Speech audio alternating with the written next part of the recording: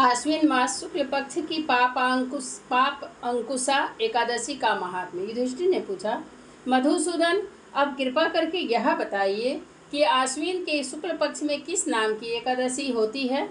भगवान श्री कृष्ण बोले, राजन, आश्विन के शुक्ल पक्ष में जो एकादशी होती है वह पाप अंकुशा के नाम से विख्यात है। वह सब पापों को हरने वाली तथा उत्तम है। उस दिन संपूर्ण मनोरथ की प्राप्ति के लिए मनुष्यों को स्वर्ग और मोक्ष प्रदान करने वाले पद्म नाभ संज्ञक मुझ वासुदेव का पूजन करना चाहिए। जितेंद्रिय मुनि चिरकाल तक कठोर तपस्या करके जिस फल को प्राप्त करता है वह उस दिन भगवान गरुड़ ध्वज को प्रणाम करने से ही मिल जाता है।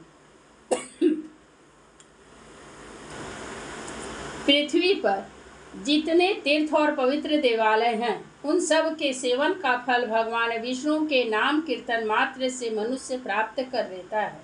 जो सांग धनुष धारण करने वाले सर्वव्यापक भगवान जनार्दन की शरण में जाते हैं उन्हें कभी यमलोक की यातना नहीं भोगनी पड़ती। यदि अन्य कार्य के प्रसंग से भी मनुष्य एकमात्र एकादशी को उपवास कर ले तो उसे कभी यम यातना नहीं प्राप्त होती।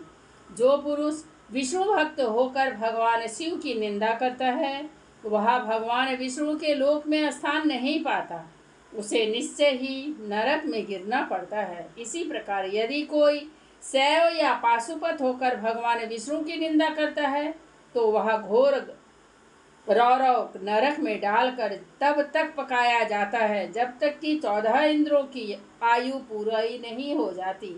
यह एकादशी स्वर्ग और मोक्ष प्रदान करने वाली, शरीर को निरोग बनाने वाली तथा सुंदर स्त्री, धन एवं मित्र देने वाली है। राजन, एकादशी को दिन में उपवास और रात्रि में जागरण करने से अनायास ही विष्णु धाम की प्राप्ति हो जाती है। राजेंद्र, वह पुरुष मातृपक्ष की 10, पिता के पक्ष की 10 तथा स्त्री के पक्ष की भी 10 पीढ़ियों का उद्धार कर देता है।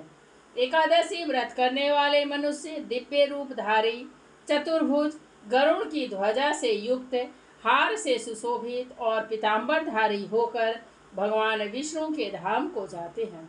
आश्विन के शुक्ल पक्ष में पाप अंकुशा का व्रत करने मात्र से ही मानव सब पापों से मुक्त हो श्री हरि की लोक में जाता है।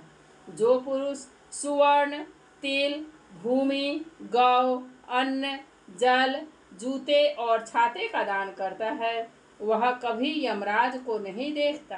नृपश्रेष्ठ, दरिद्र पुरुष को भी चाहिए कि वह यथाशक्ति स्नान दान आदि क्रिया करके अपने प्रत्येक दिन को सफल बनावे।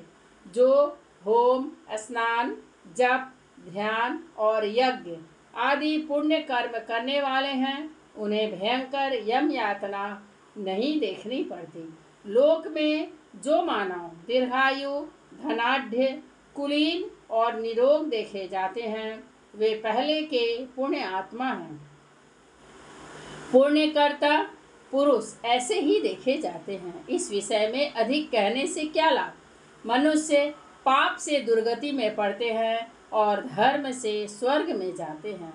राजन, तुमने मुझसे जो कुछ पूछा था उसके अनुसार पाप अंकुशा का महात्म्य मैंने वर्णन किया। अब और क्या सुनना चाहते हो? ओम नमः श्री भगवते वासुदेवाय नमः।